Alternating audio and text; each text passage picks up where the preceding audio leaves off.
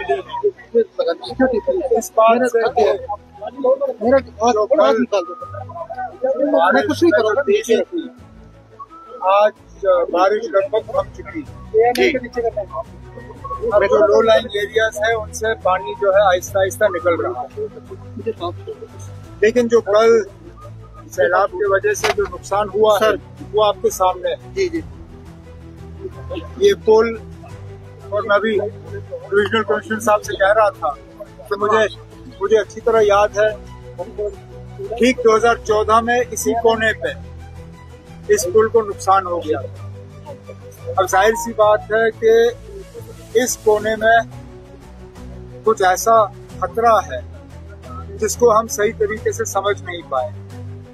अब कुछ team experts लाके ये देखना होगा कि 2014 और आज 2025 में यहाँ पे इतना नुकसान क्यों हुआ, आगे ना हो उसके लिए हमें इंतजाम करना होगा। और फिर जो यहाँ पे मकान दरिया के किनारे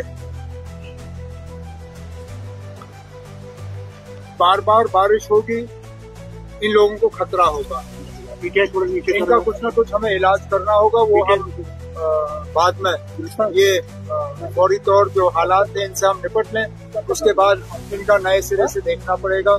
अच्छी बात तो सिर्फ इतनी है कि बारिश जो है, बारिश में कमी आ गई है और राहत का काम जो है उसमें अब तेजी आई है। मैंने अभी फौरी तौर आपके सामने टेलीफोन पे वज़ीर आज़म साहब से बात की, उन्हें हालात के बारे में बाखबर किया और जो NDRF की टीमें एयरपोर्ट पे तैनात हैं उनके लिए उनका शुक्रिया किया।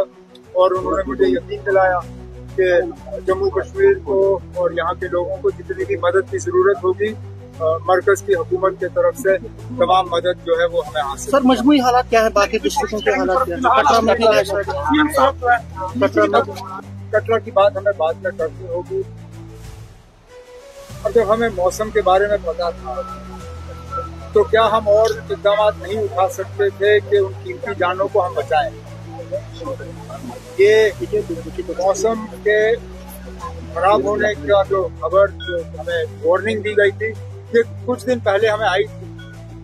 तो अब वो लोग ट्रैक पे क्यों थे,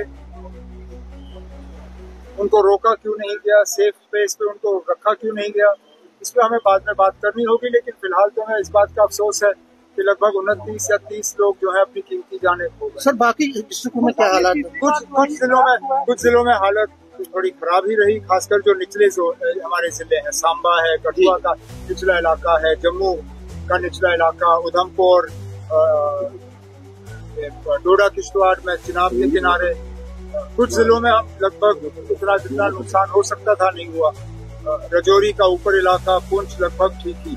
सर मकानों को जो नुकसान हुआ उनकी कंपनसेशन उस पे तो अभी पहले तो हमें पानी से निकलने दीजिए, उसके बाद असेसमेंट होगा कि किनके मकानों को कितना नुकसान हुआ और उसके बाद उनके लिए पैकेज एक तैयार किया गया। सर आप 2 जिलों में पहुंचे हैं, क्या मेजर लिए जाएंगे?